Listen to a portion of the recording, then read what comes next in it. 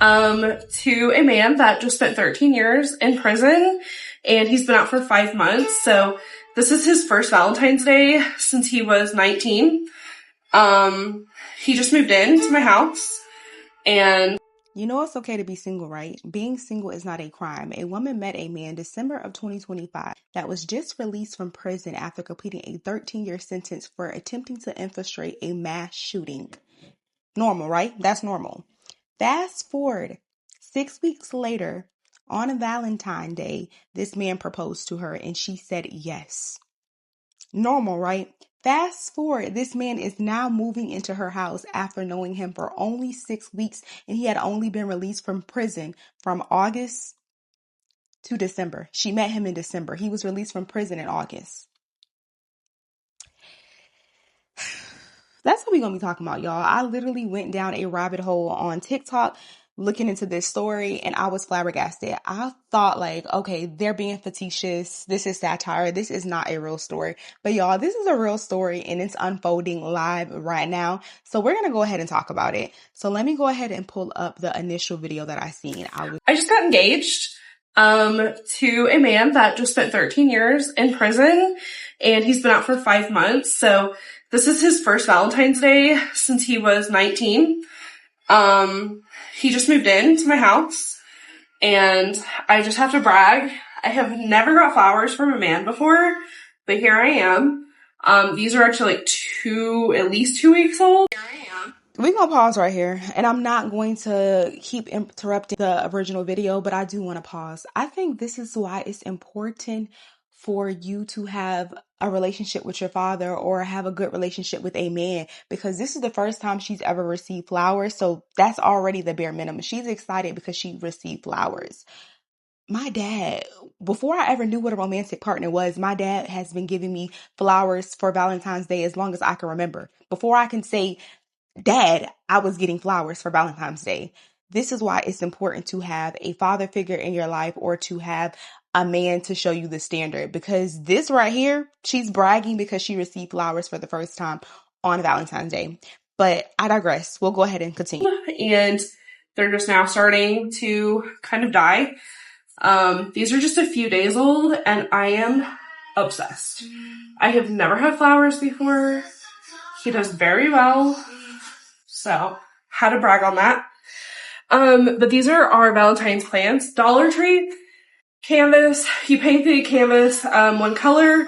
You put some painter's tape down directly in the middle. You guys put your hands on here, 2 different colors, and then let it dry. When you take the paint off, you'll put the date where the space is for the tape. Super cute. Got the idea off TikTok. Dollar Tree. Can't beat that. I also got this at Dollar Tree. It is a snack board. We are going to put raspberries. This was $5 at the Dollar Tree. Raspberries, cocktail sausages, Aldi. This all came from Aldi. Some salami, because that's his favorite. I got these crackers. I'm going to cut this up and put chocolate in the middle. And then I got this sliced cheese at Walmart. All the food for the snack board cost me about like $10 to $12. So not bad. And then for dessert, I'm just going to make a giant chocolate chip cookie. And the snack board is just to start out. We are making heart-shaped cheese stuffed crust pizzas from scratch. So that's pretty cool. I got this box from Aldi, and I put everything I'm giving him in it, and then we're going to use the box for like little things from our relationship. But here we go. So I got this at Hobby Lobby. That was our very first picture that he actually took. Super cute. We met at a coffee shop, so I had to get this. Love you, a latte. This is the Valentine's Day card, which I'm about to sit down and fill out. I got him some Bath & Body Works warm vanilla sugar lotion. This man loves Bath & Body Works women's lotion. So, no shame in that. Dollar Tree. Dollar Tree was on one this year. a year of date nights, 52 date night ideas. And they come in these cute little containers that I'm going to use for something. And then 52 things to get to know each other. So you could ask like one a week or whatever, conversation starters, which is great because yes, we're engaged and living together, but I've only known him for 6 weeks maybe. So that's great. And then I found this at Hobby Lobby. It's a coupon book, tech-free evening, memory lane adventure, arts and crafts night, cooking class together, which he actually said he wants to do, outdoor adventure day, like road trip adventure, paint night, couples yoga session. Got a phone call, so I hope you can still hear me. Well, that's been a thing on here. I put notes in his lunchbox every single morning. And so I have been sticking them in this box already, but that's the type of thing we're going to keep in here. I can't show these on TikTok, but there's 2 Polaroids and, I'm sure you can guess. And then I found these cute little things that we can paint, while we're like watching a movie. So yeah, I'm pretty excited because I usually don't celebrate Valentine's Day, and then he hasn't celebrated Valentine's Day in 13 years. So, I'm very excited for us. And I have to say, like, I maybe spent $50 altogether on everything, including all the stuff to make the pizzas. So I think that's just super affordable.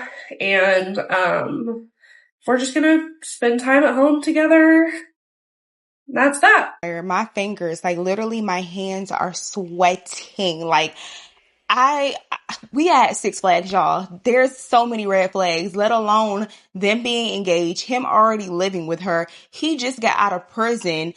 You being excited because you got flowers for the first time. Like, I understand there's a first time for everything, but this is just all too much. And I'm not hating on the gift. I think the gift was very sentimental. I like the activity. They're doing something immersive. It's thoughtful. It's a cute gift, but they are moving entirely too fast. And the caption on this video is, I am so excited. So I'm not even going to go into the comments because y'all can only imagine. The comments are eating her up saying, is this a joke? Are you serious? He just got out of prison for what? Do you even know his middle name? So there was a lot of speculations and people just basically projecting on their relationship. Because like we said, at this point, we don't know anything about this man. So we thought you don't know anything about this man until somebody Google searched the man, looked the man up, and this was national news. There was a big case at the time because the man wanted to commit a mass shooting when he was 19 years old. I'm going to go ahead and pull that up because I went down a rabbit hole looking up these videos, and I'm just like, ain't no way this is the same man. They said this was a documentary. There's a documentary on this man. I'm going to pull the first video up. Now to the mom who stopped what could have been a massacre by turning in her son. Convinced that he was plotting to carry out a mass shooting at the latest Twilight movie, Tricia Lammers went to the police, and that made all the difference. She's speaking out now for the first time, and ABC's Amy Robach has the story. Speaking out for the first time since turning her son into police, Tricia Lammers says she did what she thought was right. I am not a hero. I love my community just as much as I love my son.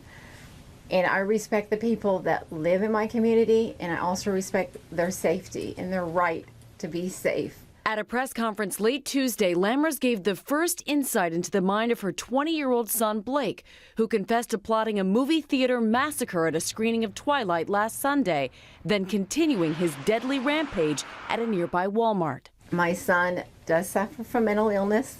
We have been battling this since the fall of 2008. Still, she says she feels partly responsible. I think any mom at any time would blame herself that she did something wrong. She became suspicious last Tuesday after finding his receipts for 2 weapons. Worried he may be off his medication, she contacted police. We had the suspect in custody within an hour of being notified by the family. He told them he purchased 2 assault rifles and hundreds of rounds of ammo at an area Walmart last Monday and got his friend to teach him how to shoot the next day. He said he planned to commit a mass shooting at this movie theater, even purchasing a ticket to a late-night screening of the final installment of the Twilight series, Breaking Dawn Part 2. I've had a bad habit of underestimating you. Meantime, Lammers says she knows her son is a good kid with a good heart. Hopefully Blake will get the help that he needs. He's not a criminal. And Blake Lammers made a brief court appearance yesterday where prosecutors determined he should undergo a mental health evaluation, something you just heard his mother say he so desperately needs. His next court appearance is scheduled for early next year, January 23rd. But you know what? What a brave mom. Thank goodness she spoke up. She did the right thing. Okay, Amy, thanks for... Psychiatric hospitals following escalating threats of violence. It's a revolving door. Get him in, treat him, get him out because there's a line waiting. Each time, he was released after 4 days, the legal limit without a hard-to-obtain court order, with new meds and a new diagnosis, ranging from a form of autism to bipolar to a condition linked to schizophrenia. Do you consider yourself mentally ill? If I stay busy, I'm good. But if I get bored or am I by myself, I get to thinking of stuff. And stuff could be dangerous to other people. Could be suicidal, could be... And it could be homicidal. Mm-hmm. But he was never involuntarily committed during his 7 trips to mental hospitals. So nothing came up on his background check. And he was able to go into Walmart and buy 2 AR-15 style rifles, similar to the gun used in the Colorado movie theater shooting and in Newtown. People watching this will be asking themselves, I'm not quite sure. Is he capable of shooting up a movie theater or not? There's a 50-50. Do you understand when you say to me it was 50-50 that you could have gone and shot up a movie theater, that people are going to look at you and say, well, then we need to put him away forever? I do think about it a lot. Blake Lammers could get life when he is sentenced in March. The defense could have asked for him to be put in a mental health facility, but before the verdict, the judge asked Blake if he had any interest in that. He said no. So his only option now, Scott, is... This is a prime example why we should have stricter gun laws. The fact that he was able to go into Walmart and purchase a weapon like it was nothing, and he has mental issues. Like, I feel like every person, before they're able to purchase, they should have to go through a mental evaluation. They should have to take multiple classes. It should just be really hard for you to purchase a gun. Anybody shouldn't be able to go into a store to purchase a weapon. That's one, because people are not sane. And then 2, he was just so calm. Like, the man was just so calm about it. Also, he was on medication at the time. He had mental issues, and it wasn't in the system, like they said, because they never kept him in-house. But this information was accessible. Imagine if his mom would have never tipped the cops on what his plan was, and all of those people would have been unalive. I also see here it says that he was sentenced to 15 years, but he got out for good behavior and completed 13 years. And it states that his parents noticed that he purchased a weapon.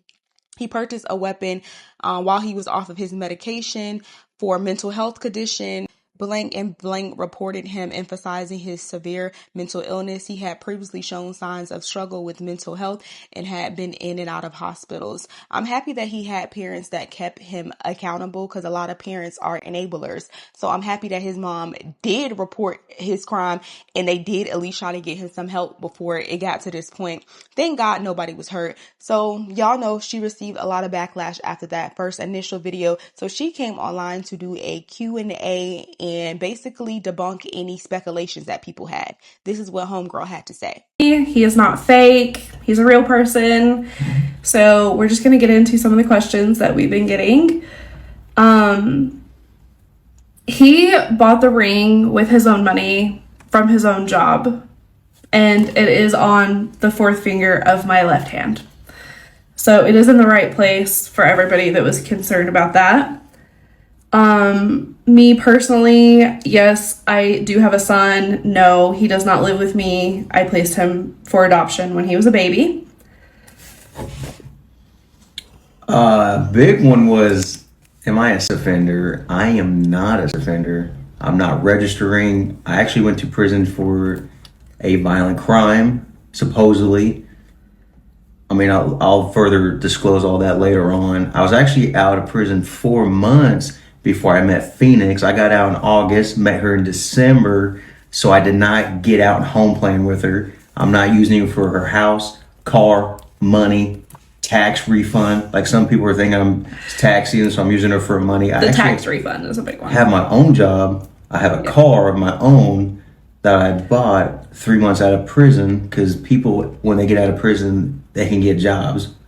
There's second chance companies out there that hire felons. So when people think that people out of prison can't get jobs, that's a lie. That's an assumption that they just want to tell themselves that everyone in prison is a bad person and they have to be there. It's not. That's not true. You see all the time on the news, people are wrongly convicted that get out of prison after 1, 2, 3 decades of a crime that they did not commit. So it happens.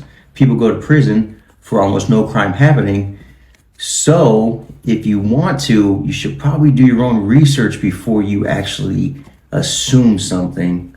But other than that, I mean, yes, it was a violent charge, but nobody, not a single soul got hurt. no, I'll even tell you the 2 charges was a first-degree assault and armed criminal action. If you want to look into that and the definition of those 2 charges, all you have to do is Google it and they'll tell you. And you were 19. I was 19 years old. I You got was- sentenced to 15 years, but did 13 of it. So he's going to be on parole.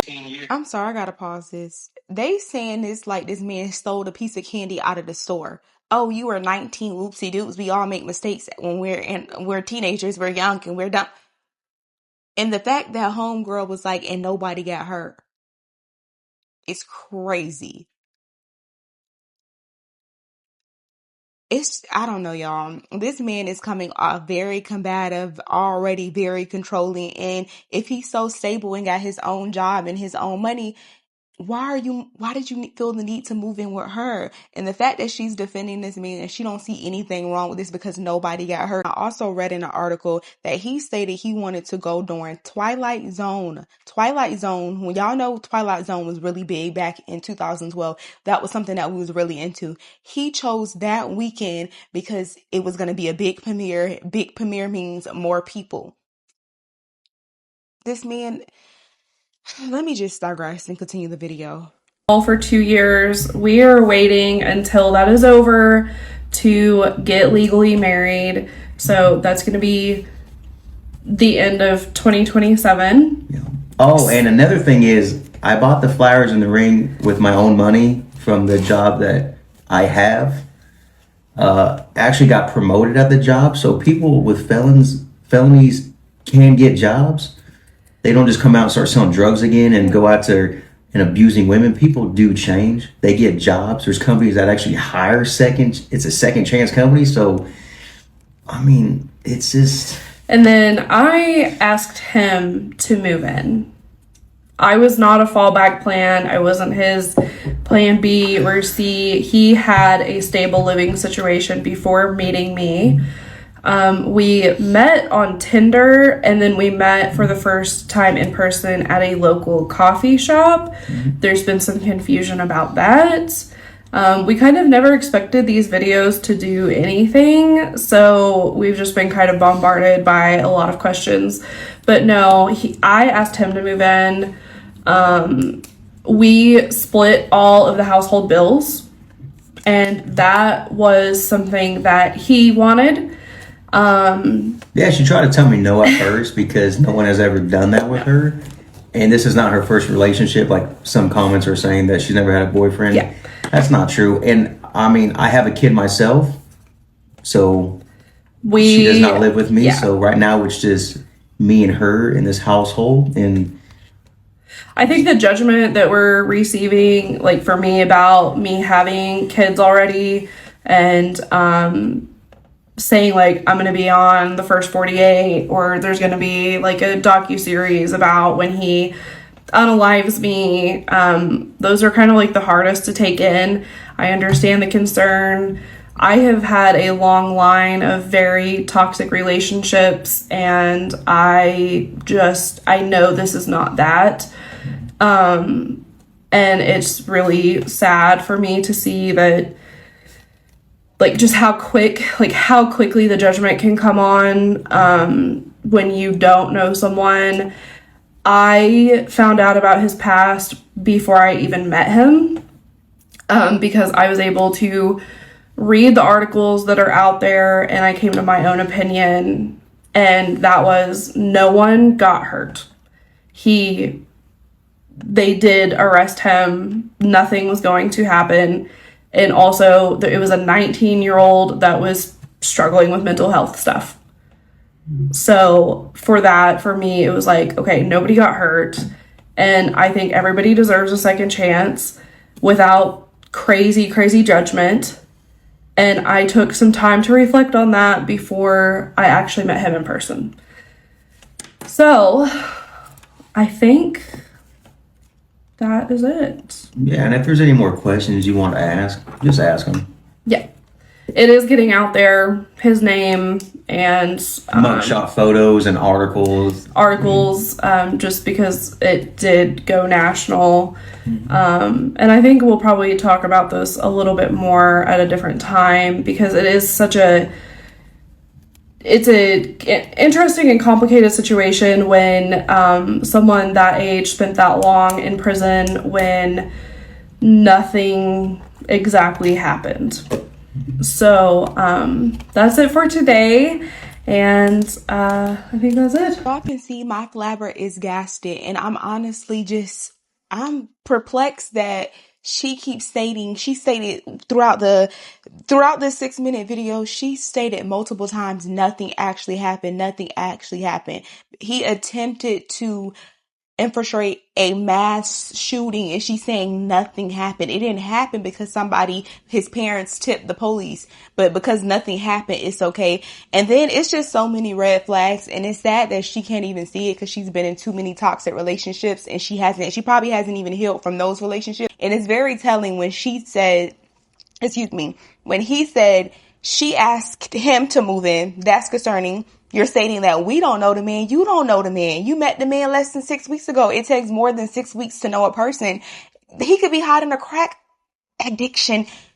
I think it takes at least a year for you to know someone. And then 2, it's very concerning that she offered to pay all the bills. That shows that was the dynamic that she was in her previous relationship. So she's comfortable with being head of household and taking care of a man. So she's not even offended by anybody saying, oh, he's using you as tax season. He's trying to take advantage.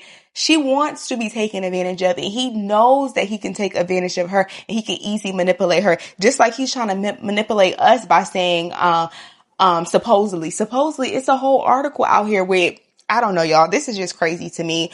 I usually mind my business and I stay on investing, self-help, and I stay on that side of the internet. But I'm not gonna lie, this situation right here, I'm gonna be watching this to see how this unfolds, because it's very intriguing, because I honestly can't believe that. I just can't believe it. And the fact, the smartest thing that I've heard from any of these videos is she's going to at least wait to get married until he's off of parole. She's not going to actually go and get married. That's the smartest thing that I've heard. But the fact that she's already living with this man knows that she had previous toxic relationships. She's very, very insecure. If you happy off of a man buying you flowers for the first time, this is crazy, y'all. And I hope y'all don't think I'm being judgmental, but I think it's important to judge situations based off past experiences and learn from them.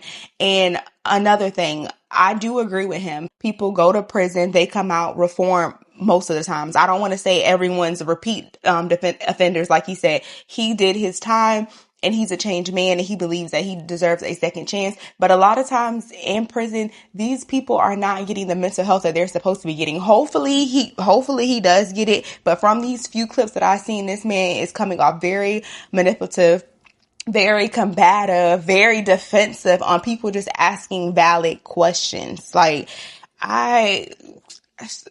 she needs a clown suit for her wedding dress, because this is just crazy. This is insane. This is another video that I seen, basically just a clip of him and her doing the activities that they said they were going to do on Valentine Day.